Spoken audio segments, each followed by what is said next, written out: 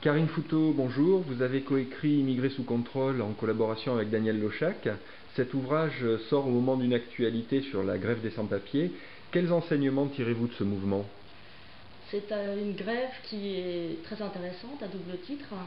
D'abord parce qu'elle s'inscrit dans l'histoire des luttes des étrangers en France. On peut citer en 68 les ouvriers de Boulogne-Billancourt qui ont écrit une plateforme de revendication. On peut citer aussi également évidemment Saint-Bernard en 96 qui a rendu le mouvement, la lutte des sans-papiers extrêmement populaire.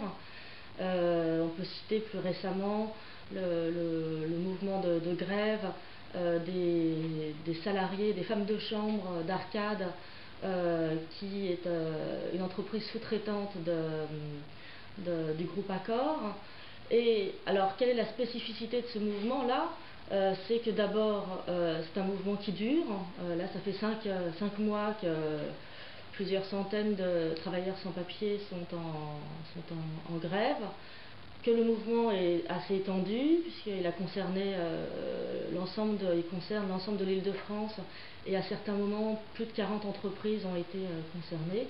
Et puis il est radical parce que à partir du moment où des personnes sans papier décident de se faire connaître, donc de sortir de Londres, elles prennent le risque de devoir continuer la grève jusqu'au moment où elles obtiennent satisfaction. Il ne faut pas oublier que 5 mois de grève, le principe de la grève, c'est que pendant ce temps-là, on n'est pas payé, et donc il faut trouver les moyens de continuer de vivre. Les risques sont très importants. On se fait connaître, la police peut vous identifier.